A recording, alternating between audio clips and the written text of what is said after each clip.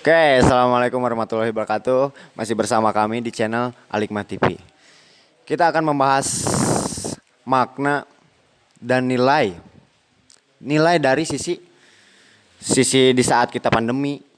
Di emang posisi kita sedang kritis juga. Kalau misalkan kita dalam situasi pandemi, cara beribadah kita seperti apa? Ada yang ditiadakan, ada yang di rumah lah atau apalah. Kita akan bahas tuntas sampai selesai. Oke, tidak usah berlama-lama lagi. Kita akan panggil satu narasumber yang emang bener-bener tahu makna dari sholat id di masa-masa pandemi. Oke, Bung Asep. Mantap, sehat. Assalamualaikum. Waalaikumsalam warahmatullahi wabarakatuh. Bagaimana sehat? Alhamdulillahirrahmanirrahim. Nah, jadi di masyarakat banyak pertanyaan juga tentang memaknai dari sebuah peristiwa di pandemi ini. Contoh kecilnya sholat id. Oke, terima kasih Bung Fani dari Hikmah TV. Assalamualaikum pemirsa Hikmah TV yang saya hormati, saya banggakan. Kita bertemu lagi. Mudah-mudahan pasca Idul Fitri ini kita tetap dalam keadaan sehat walafiat, meskipun dalam keadaan yang seadanya. Oke, terima kasih. Tadi ada pertanyaan dari Bung Fani, bagaimana ketika kita sekarang di saat pandemi yang sedang mewabah ini dan merajalela memaknai bagaimana Idul Fitri yang sesungguhnya. Oke, terima kasih sebelumnya. Mungkin kita sedikit berkaca bahwa ketika Idul Fitri yang euforianya sangat luar biasa, begitu dinanti-nantikan, terutama oleh seluruh umat Muslim di dunia ya, gitu.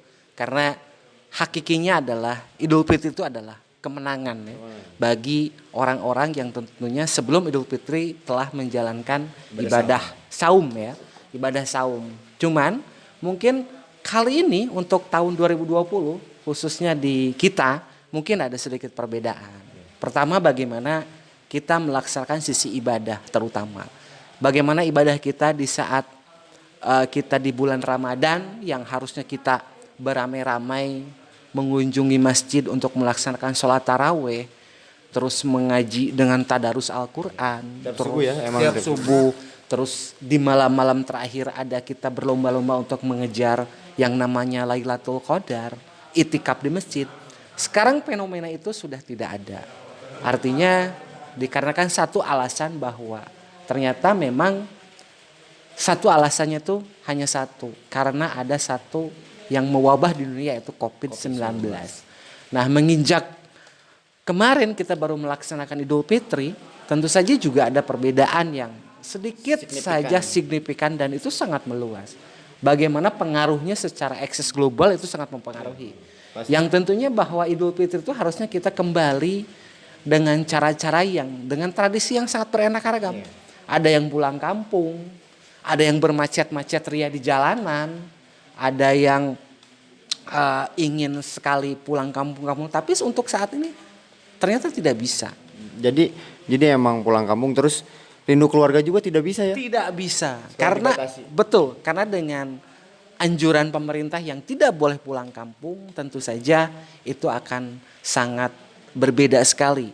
Makanya untuk Idul Fitri kali ini tentunya banyak hal-hal yang berubah. Bagaimana ketika kita sholat id, yang biasanya kita setelah sholat itu kita tentunya ada momen haru biru ya. Bagaimana kita mencurahkan rasa bermaaf-maafan dengan orang-orang sekitar kita, saling berpelukan, kita bermaaf-maafan, berjabat tangan. Dan sekarang itu tidak ada. Jadi semuanya sangat kontras dan sangat hilang. Karena memaknai Lebaran atau Idul Fitri kali ini di tengah pandemi yang sedang merajalela ini, yang entah sampai kapan ini beresnya, ternyata banyak hal-hal dan tradisi yang sudah biasa kita laksanakan dan biasa kita ada, tapi sekarang menjadi tidak ada gitu. Jadi kita keadaan seperti ini kurang harmonis juga ya. Betul. Satu, halal bihalal. Kita saling memaafkan, entah itu perilaku kita yang disengaja ataupun tidak disengaja. Tapi menurut Bung Asep, emang apa harus gitu? Apa harus kita melupakan halal bihalal terus ya emang tradisi kita emang setiap Idul Fitri itu emang kita halal bihalal terakhirnya. Tapi situasi kayak gini menurut Bung Asip seperti apa bagusnya? Nah, betul ya. Tentunya setelah dari Ramadan menginjak ke Idul Fitri kita meraih kemenangan dengan segala euforia dan hiruk pikuknya. Bagaimana gema takbir berkumandang, orang-orang berkeliling sekarang tidak ada. Nah, pasca Idul Fitri ini biasa orang melaksanakan tradisi kita yang disebut dengan halal bihalal. Tentunya ya. Halal bihalal itu adalah sebuah mungkin tradisi yang memang selalu dilaksanakan karena memang ketika sudah lama tidak berjumpa dan menjadi ajang silaturahmi itu biasa dilaksanakan oleh keluarga, kelompok-kelompok atau organisasi tertentu yang melaksanakan. Cuman mungkin untuk saat ini pun karena dengan pandemi ini yang terus merajalela, tentunya kita juga harus menyikapi secara bijak. Artinya bukan tidak boleh, boleh-boleh saja dilaksanakan karena tidak ada larangan tentunya. Tapi mungkin sedikit yang berbeda bahwa untuk halal bihalal yang dilaksanakan ini tidak dilaksanakan secara kita ketemu muka ya. Artinya tidak mengundang orang banyak dalam satu rumah, dalam satu lembaga karena itu dikhawatirkan tentunya akan menjadi masalah juga nantinya kan. Artinya mungkin karena sekarang untungnya saja kita sudah banyak dengan teknologi dan kemajuan, artinya bisa kita lakukan dengan komunikasi lewat langsung, baik lewat telepon atau baik video call dan segala macam, itu masih bisa dilaksanakan. Yang penting maknanya saja tidak hilang. Gitu. Mantap. Jadi teman-teman yang ada di rumah maupun yang di luar rumah, jangan sampai kita kehilangan satu nilai dari Idul Fitri ini. Memaknai semua yang Bung Asep katakan tadi banyak arti. Oke, jangan sampai lewat. Dan jangan lupa juga subscribe dan share. Sebentar lagi kita akan memaknai sudah, kita akan menilai dari sisi agama Idul Fitri di masa-masa pandemi ini. Kita akan panggilkan bersama kami di bangku ini Ustadz Rohman Supriyatna. Assalamualaikum Ustadz. Waalaikumsalam. Sehat? Alhamdulillah. Gimana kabarnya? Alhamdulillah baik. Masya Allah. Bung Asep. Nah, Begini Ustadz, banyak tanggapan mereka yang mempertanyakan masyarakat juga ya. Iya.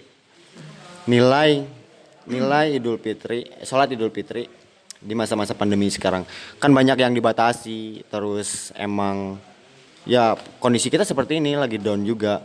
Menurut Ustadz nilai dari sholat Id itu seperti apa? Ya. Oke, sahabat Umay, saya sapa dulu mungkin ya. Iya benar. Bismillahirrahmanirrahim. Assalamualaikum warahmatullahi. Untuk sahabat Umay dimanapun Anda berada, mungkin bisa bertemu lagi dengan kami ya di channel Hikmah TV. Jadi mungkin tadi sudah dibahas ya mengenai makna Id dari pandangan umum mungkin ya. Hebat sekali itu, mungkin bisa menjadi referensi kita dan apa yang kita rasakan oleh saudara Bung Asep selaku bapak menilik para pemuda Al-Hikmah itu sendiri. Apa dari gagasan-gagasannya luar biasa, Masya Allah. Saya belajar dari Pak Ustadz. Terus terang. Nah, ini diantara ciri orang yang tawadu. Sekalipun kita tahu ilmu padi semakin berisi semakin merunduk, ini contoh beliau. Jadi mungkin bukan hanya usia yang beliau lampaui dari saya, mungkin ilmunya pun sudah jauh. Sudah banyak ya ilmu pengalamannya juga ini Bung Asep. Ini.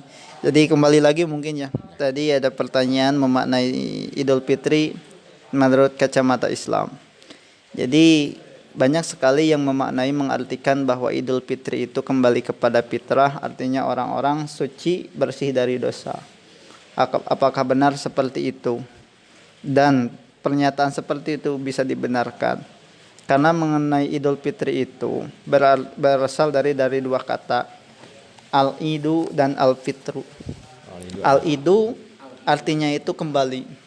Dari kata ada yaudu audan. Artinya kembali. Bahkan mengenai al-idu itu sendiri, melihat ungkapan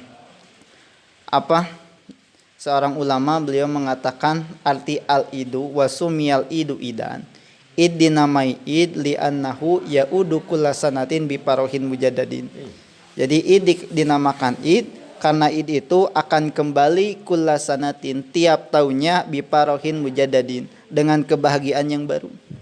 Artinya ketika khususnya dalam Idul Fitri sekarang ada dua kebahagiaan yang dirasakan dalam satu waktu. Di satu sisi kita merasakan kebahagiaan dengan meraih kemenangan tadi disampaikan oleh Bung Aso, itu benar.